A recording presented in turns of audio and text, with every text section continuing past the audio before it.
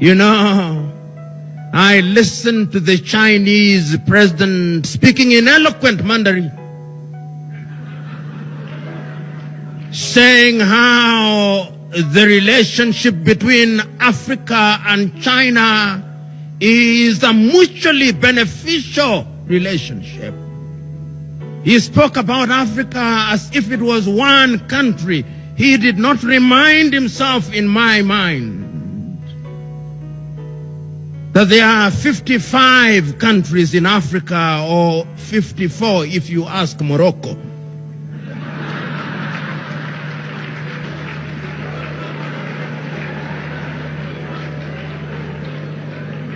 And I listened to the Chinese president specifically mentioning the Gambia and a few other, and Sao Tome and Principe, that they were welcomed back to the world because they had renounced their relationship with Taiwan and they had now recognized the One China policy. Do I say this because there is anything wrong with China? No. I'm saying this because the Chinese are providing leadership for their people. They know exactly what they want for their people, and they are doing exactly what they want for their people for the benefit of their people.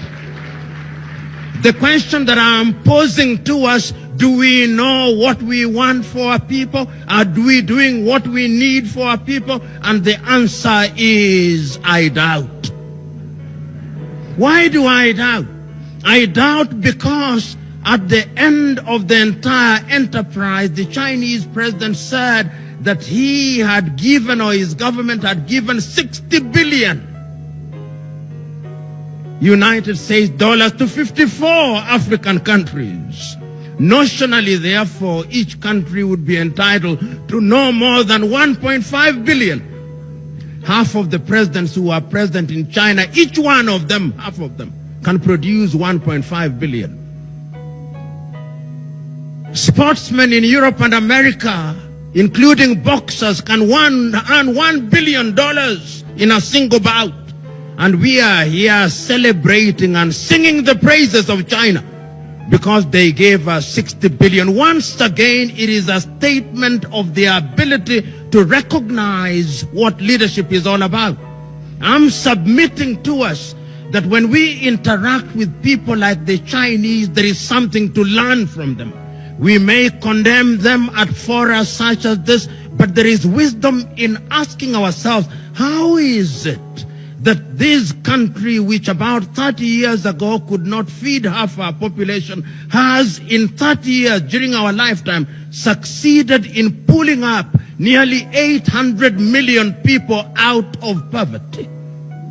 How is it that every road that is now being built in Africa, whether the road is in Benin or in Nairobi, Kenya, or in Johannesburg, South Africa, or in Kigali in Rwanda, or the Democratic Republic of Congo, there is a Chinese firm whose name I cannot pronounce as the contractor for that firm? How is it? How is it that China, which about 30 years ago did not produce a mobile phone, today out of every 10 mobile phone, we are using 6 which are from China? If it is not Tecno, it is some other phone. If we are not inviting Jack Ma, we are inviting another Chinese, because we have seen that they have the ability to organize their affairs.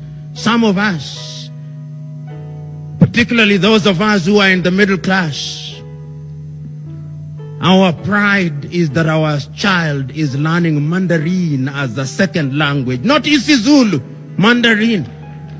I fear, Bishop, that in the next few years, when they bring their children for baptism, and you ask them, how do you name this child?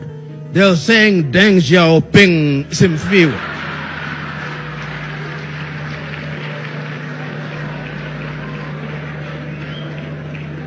I'm still talking about leadership.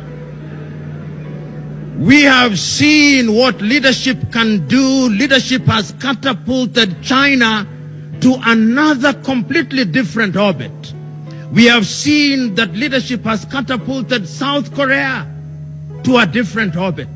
We have seen that leadership has catapulted Vietnam, which was bombed to the ground in 1975. Vietnam now produces more coffee than all African countries combined. What have they done? The men and women who have been given the opportunity to serve those countries long recognize that leadership is about service. And I can't agree more with the Honorable Minister who spoke before me and the good Dr. Aaron who spoke before me that the true essence of leadership is self-discovery and self-esteem. You know, where I come from in my tribe, and I know in many African communities, when you do something very well, they say, you have done it like a white man. When you arrive on time, they say, he has arrived like a white man. When you speak well, they say, you spoke like a white man. When you dress well, you dress like a white man. When you go to a beautiful place in Africa, you say, it does not look like Africa, as if Africans are incapable of doing the right things. And I'm telling us that until the day that we exercise the ghost of low self-esteem, Africa is going nowhere.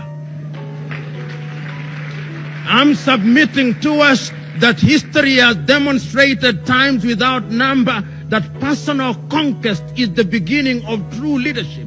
If you don't conquer yourself, you are going nowhere. And I'm submitting to us that Africa must now recognize that whatever institutions you have, until and unless it is populated by men and women who have ideals, those institutions will collapse, never to be put together again. So going forward, ladies and gentlemen, I hold the view that a conference such as this, that brings together men and women who recognize that Africa should occupy her pride of place amongst the Committee of Nations, must be a conference at which we speak to each other honestly. I think we Africans have been too kind to each other for too long. The time has come that we must annoy each other. It is only when we have annoyed you sufficiently that we can canalize that anger, and that anger can then be used to move mountains. And my joy is that Africa is not sleeping.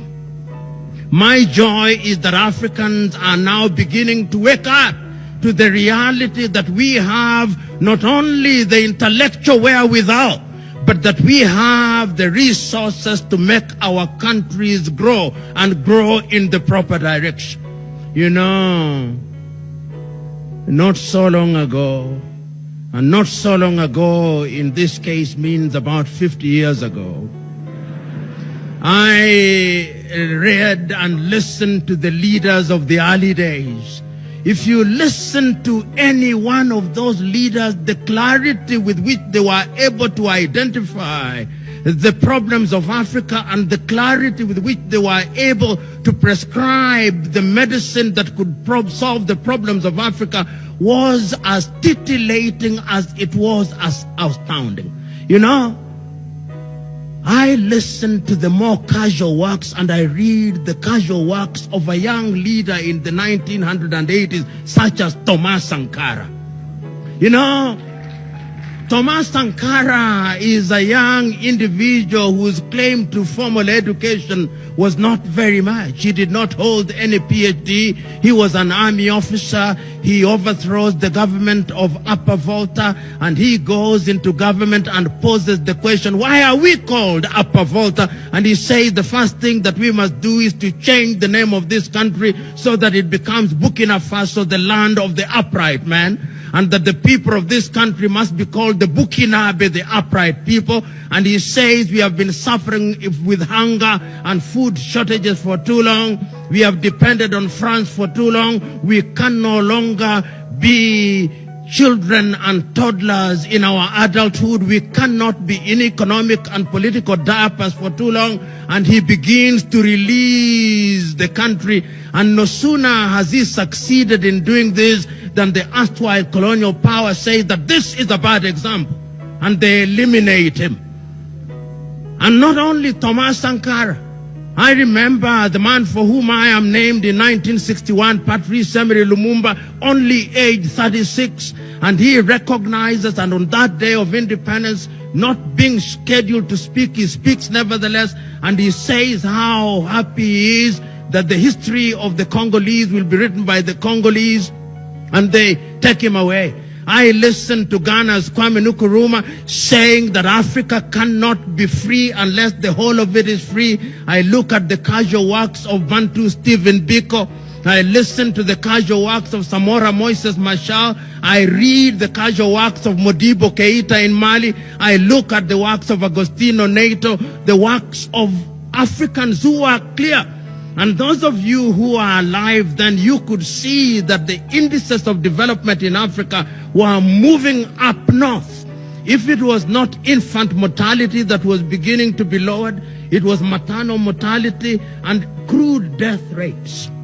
Africa was moving. But remember that Charles Darwin is still right.